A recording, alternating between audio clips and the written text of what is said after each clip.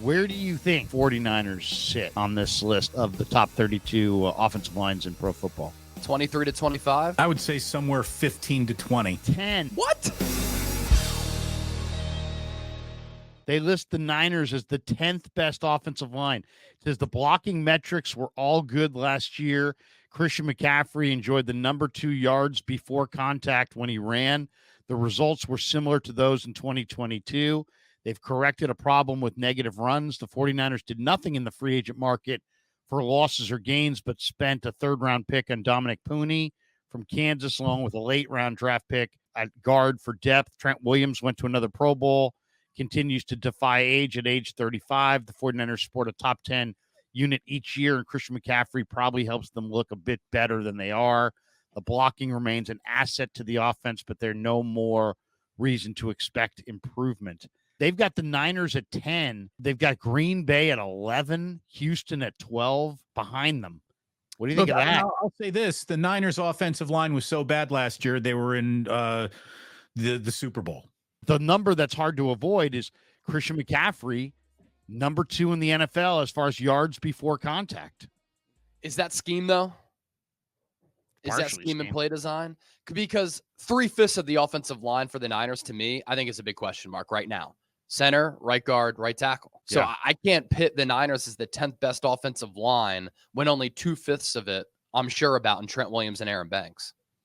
Yeah, I mean, I like McKivitz a little bit more than you do but I don't believe in Brendel, and I don't believe in what they've got at right guard right now. I mean, to me, I want to see them go from the old guys to the young guys. And if that means Nugent, that means Nugent. If that means Pooney, that means Pooney. If it's Pooney and Burford, I would like to see somebody besides Brendel and Feliciano at center and right guard. I'm really rooting on Spencer Burford getting his shit together here. I think he's got an awful lot of potential. Here it is. This is the fork in the road of his career. This is the year where he starts seeing the matrix and it comes together for him.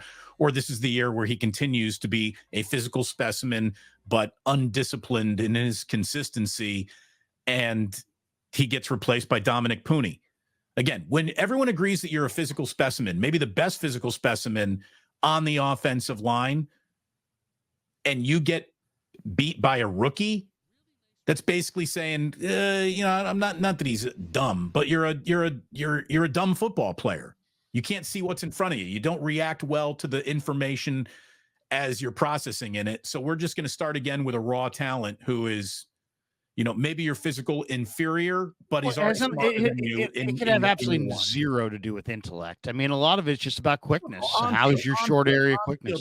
Just on-field intellect. I'm not saying the guys. No, but I know. But I mean, a lot of it's not even about on-field intellect. A lot of it's just about how quickly can you get out of your stance and engage the defensive lineman. And it's like, do you have that quickness to get my thing was your hands on him before he gets his hands on you? When he's engaged with guys, he kind of gets the job done. He decided he wasn't even going to engage the best defensive lineman of the Kansas City Chiefs on the biggest snap of the Super Bowl. I mean, he made a mental mistake. That was the problem. So that's the intellect I'm talking about. That's the football smarts that really hurt the Niners. I mean, this is the Niners put a ton of belief in Chris Forster to coach these guys up. So there you go. It's like, to some degree, they put it on him. They're like, and he himself has come out and said, you know what? If it was up to me, I'd rather draft Ricky Pearsall, types, wide receivers and skill position guys early over offensive linemen. He's like, in our scheme, you can find offensive linemen late. All right, but it's your job within the scheme to again get those guys coached up and ready to roll. So you want to, be popular with Shanahan and say, hey, we don't need offensive linemen in the first, second, or third round. That's fine. But then you better succeed with the offensive linemen they draft for you in the 4th and 5th and 6th round. Otherwise, you could make a very strong argument that football begins and ends with offensive line play. And so, the Niners were 28th in the NFL interior offensive line last year, Pro Football Focus in their rankings. So it's amazing how they can go from 28th Pro Football Focus grade to 10th best in the league. Yeah, in an off season where they didn't well, add it's USA Today. But Pooney. And it is USA Today. So maybe USA Today is not as good as at rankings. Not elite. Yes. Not elite. Sorry, everyone. I will say this for Burford, 23 years old. As a rookie, you started every game but one. You've certainly seen some flashes of solid play.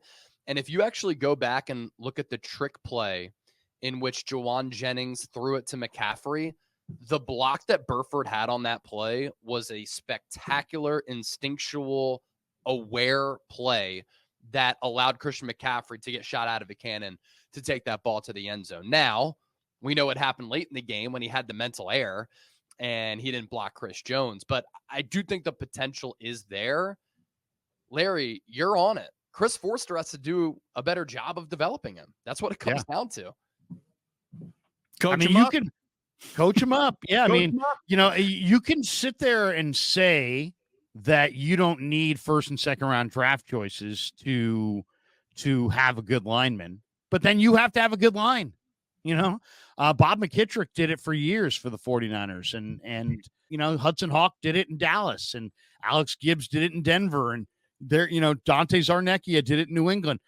Getting by and winning championships with replacement level offensive linemen, with day 3 guys and undrafted free agents, and the best offensive line coaches can do that. But now it's really on Forster to develop either Kingston or Pooney or, Drake Nugent or, some Burford, guys that were, guys that are offensive linemen that weren't taken in the first 3 rounds. Dude, Drake Nugent could solve so many problems if he turns out to be like a steal. And oh my God, he's your week 1 starting center. I mean, he might be. He looks great in the minicamp. I mean, he looked phenomenal. I don't think they've even allowed offensive. They haven't even allowed line of scrimmage contact yet, though. So I don't know what he looks like. No one knows what he looks like yet. He hasn't been hit. No, but I've been at practice. He plays with leverage. He's energetic. He practices with energy.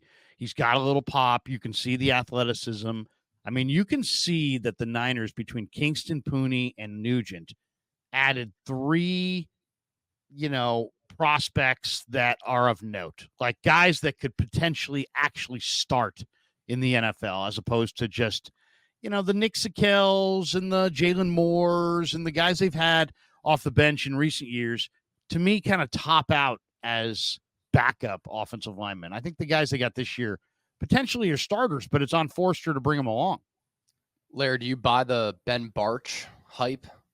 I do. I mean, I like Ben a little bit, but I also, I talked to Forster about Barch last year when they acquired him, and he said Jacksonville's O-line coach was like, man, this guy's perfect for your system. We're going to try to sneak him through waivers because we're trying to make another roster move, and kind of, suggested almost that, that Chris and the Niners jump at Barch. I think Barch is in the mix at center for sure. Then I find a football guy. Yeah, I don't know if Jake Brendel's going to be the guy this year. That's our Trent Baalke impersonation. We should tell Chase just don't worry about these terrible impressions at the end of the show. Thanks for watching. Tune into the Damon Bruce Show live on YouTube every weekday at 2 p.m. Eastern, 11 a.m. Pacific.